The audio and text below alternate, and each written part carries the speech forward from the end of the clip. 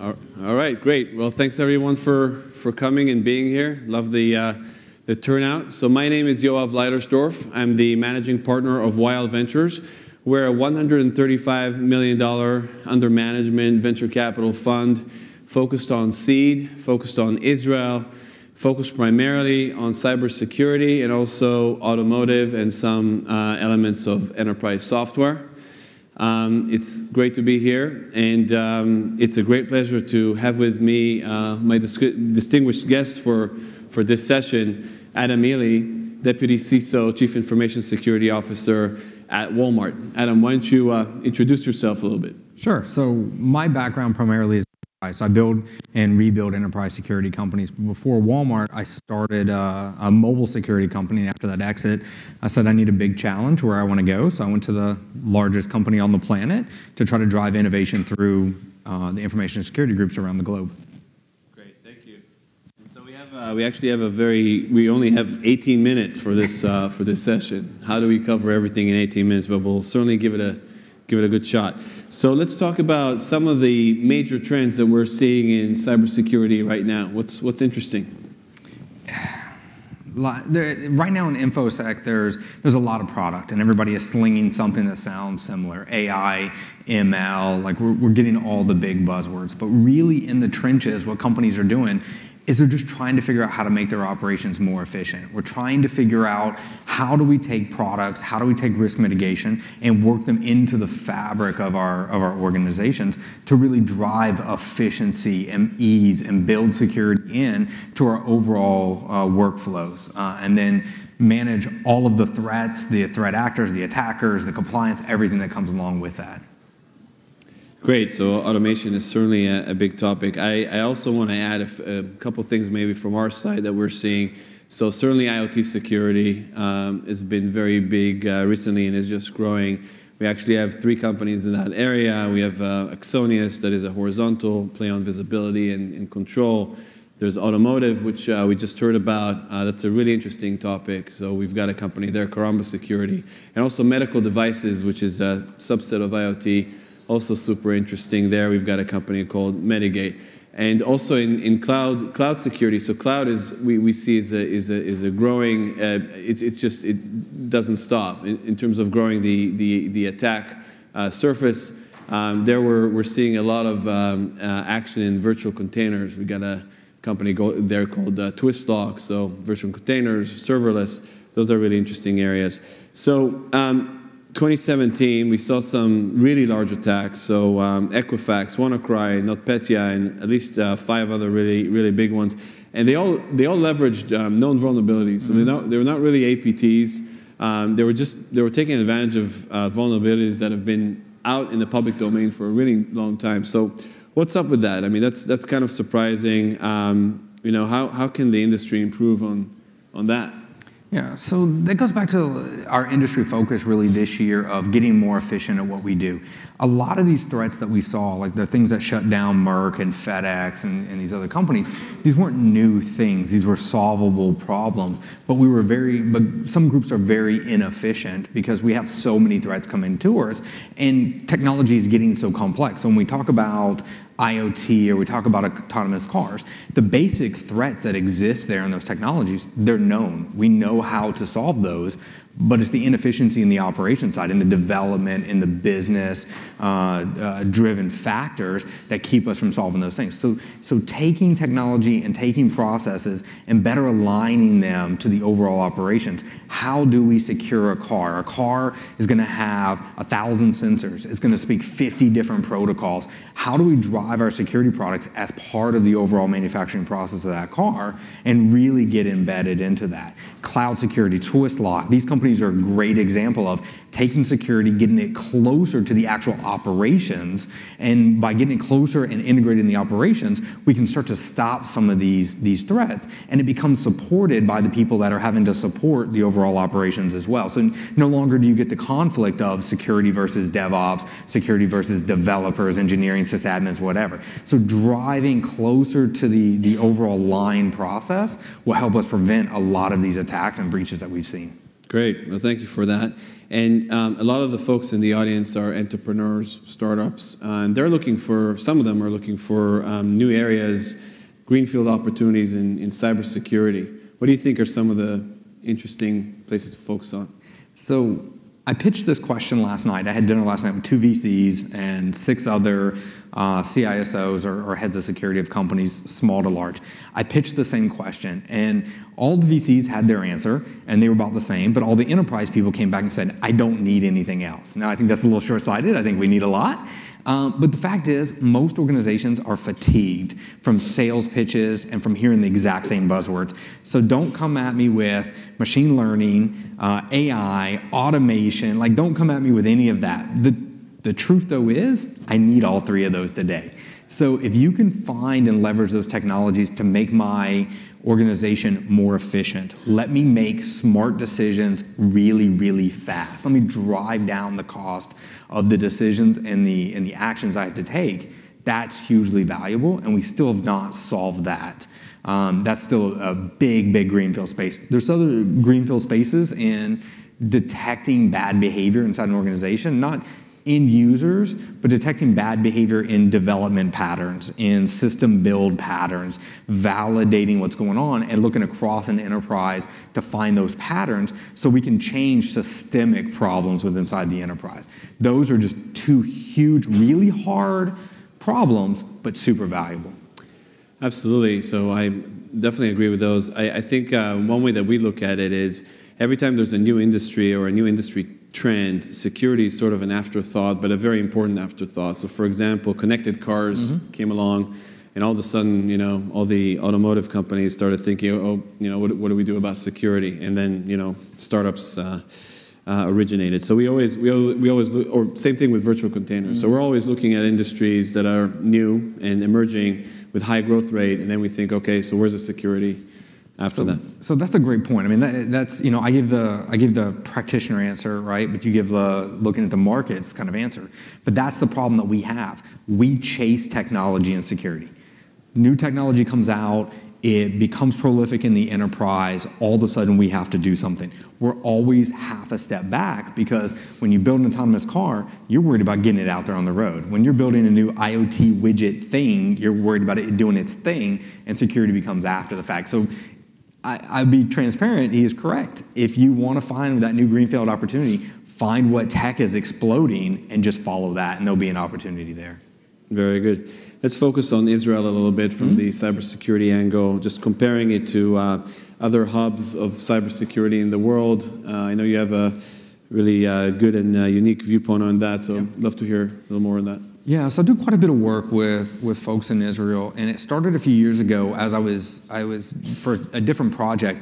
I was mapping out cybersecurity industries around the world. I looked at the U.S. and I said, in the U.S. we do a lot of kind of basic R&D and kind of put concepts and theories out there.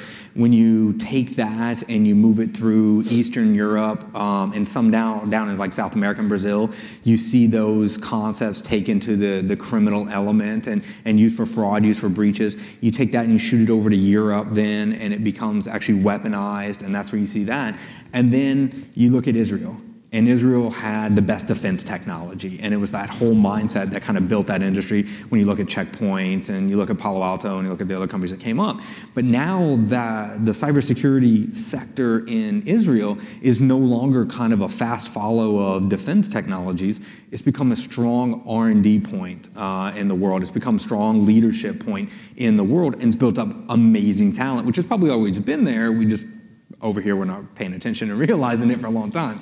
So it's been this really great hotbed of technology and new ideas and companies that have been coming out of Israel. So it's been a great kind of market to watch evolve over the last 10, 15 years or so. Yeah, that's great. And at Wild Ventures, we track a lot of data about cybersecurity startups because it's our bread and butter. Actually, every year in TechCrunch, we publish the State of the Cyber Nation report. And some things that we saw in the last report, which was just published in January, so a couple of months ago, is that there are actually less startups, but they're raising more capital. So there is a bit of a sort of concentration effect. The entrepreneurs are more ambitious. They're going longer. There's less of the selling early mentality, and we're seeing a lot of large B rounds. Deep Instinct, Demisto, Perimeter X, Twistlock, Karamba, Sentinel-1 had really a very large growth round in Cyber Reason as well. So I think it's very healthy. I think we're seeing more large companies that are sustainable. So let's talk about the buying decision from a startup. So Walmart, biggest company in the world.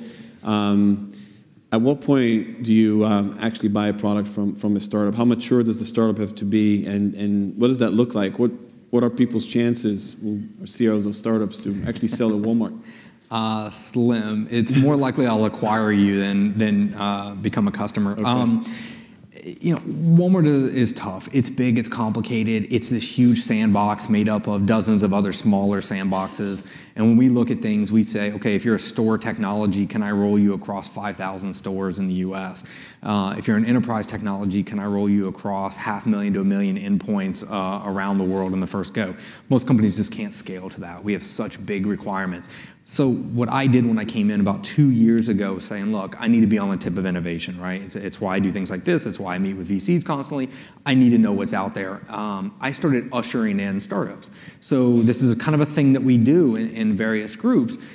Come talk to us. Tell us what you're thinking, but be very honest about where you are today in your product. Learn from us about where you need to be for us to be a customer. Then either try to sell us or come back on, a year later or whenever you're ready. So one of the things I personally started doing is ushering in startups that I think have really innovative approach, where I like the team and I think they're going to be material. And I put them in a safe space, right? That's the term of the day these days. But I put them in a safe space and I let them talk to my groups and really learn what it is to be a vendor to Walmart. And that way they can go, yeah, we're ready now. Okay, great, let's start the real sales process and prove that you're not, probably. Or you say, all right, I'm gonna be back in 6 months and we're gonna crush this deal and Walmart's gonna be a customer. So be open, be honest, be transparent, and be realistic about where you are. That's generally the best way to approach us. That's great. I think it has similarities to what VCs look in teams as well. I mean, but of course, if you're a seed stage VC, there's a lot less traction and product you can look at. But definitely the team, which is what you mentioned first there, and then the market opportunity, the quality of the IP, the technology, those sort of things. So let's talk a little bit about retail specifically. And we all have seen attacks on Target, probably the most famous one, Office Depot, other retailers. Can you talk a little bit about the cybersecurity perspective from a retail point of view? Yeah, I don't sleep these days much. I always said I was never going to go back to enterprise because this is the most stressful job you can ever have. I've proven myself right and often wonder why I did this again. I have a tough world, right? I'm retail. I'm not heavily regulated, which is good and bad probably, but it means that we have to take the onus of security on ourselves. We don't have a regulatory body that, like banks do, that say, you must do this, this, and this. We have to kind of figure out that playbook. So we tend to err to the side of caution and be very strict with things. We tend to really focus on customer data, because the customer data at the end of the day, if I lose my customer's trust, everything else doesn't matter. They're not going to shop with us, then why are we there, and all that. So I err really heavy on customer trust, and everything goes with that. How can I anonymize their data? How can I protect it when we have to share it with partners, FedEx, whoever, right? Any kind of partner. And that starts really at the core of looking at the data and then working all the way back out to the edge, as well as like our public policy and how we think about security and how we handle vulnerability researchers, how we handle publications of our own security research and give that back to the community. So it's pretty complex, and we're in uncharted territory because we're the largest company in the world. We carry some of the biggest risk of any company in the world because of that, but we're not in a highly regulated industry, so we have to drive and kind of be the model for the industry wherever we can.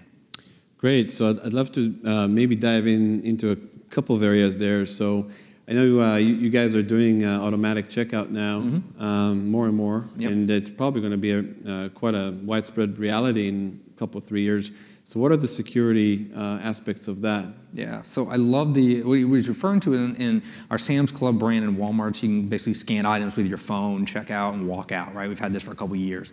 When we start to think about that, there's the obvious fraud and theft side that comes in. I'm lucky somebody else deals with that part.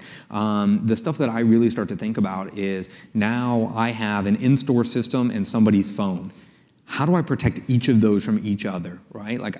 Most people would think about how do I protect the in-store systems that the phone is talking back to and the checkout and all this, but I also want to protect the phone from anything it's connecting to in the store, the in-store Wi-Fi, Bluetooth, whatever it might be. So with retail and kind of how we're changing things and we're using people's personal devices and we're getting more automated and we have a lot of things interacting, we start to think of that total ecosystem and we pull back and think of how to protect each individual thing from each other and make sure that it's all kind of starts as an untrusted process and then gets trusted. And how do we protect the customer's data and privacy as part of that as well. So it's again, it's a pretty fun, interesting thing. I don't have to worry about cars crashing into each other and killing people, luckily. Worst case scenario, I don't know, somebody's banana order gets hacked or something, I'm not really sure. But I have to worry to make sure that we protect people's devices from other devices in the store, ours or other customers, which is fun. And one other interesting area is blockchain. So you guys have done a lot of experimentation and have teams working on various blockchain-based applications. So what about the security aspects of that? Yeah, so blockchain is interesting from a security aspect, right? It's all about your implementation and what you're doing, right? There's many implementations out there that are flawed and should not be used for certain things. For us, the way that we look at it is picking a solid implementation and doing auditing against it. And the great thing is blockchain is a triple entry ledger system, accounting system. So it helps us out quite a bit in thinking about that. Where we're really experimenting with it is safe data right now, data that we can share with our partners that is more or less benign, but highly important. So think food safety and supply chain logistics, things like that, right? It'll be a while, I think, before the industry really sees bigger uses of blockchain, of where there's confidentiality needed, because it originally wasn't built for that. So we start to think about what was it designed for as we start to use it, and use it for the right use cases versus just jumping on the technology. Very good. With 8 seconds on the clock, please join me in thanking Adam Ely. I don't know. Thank you.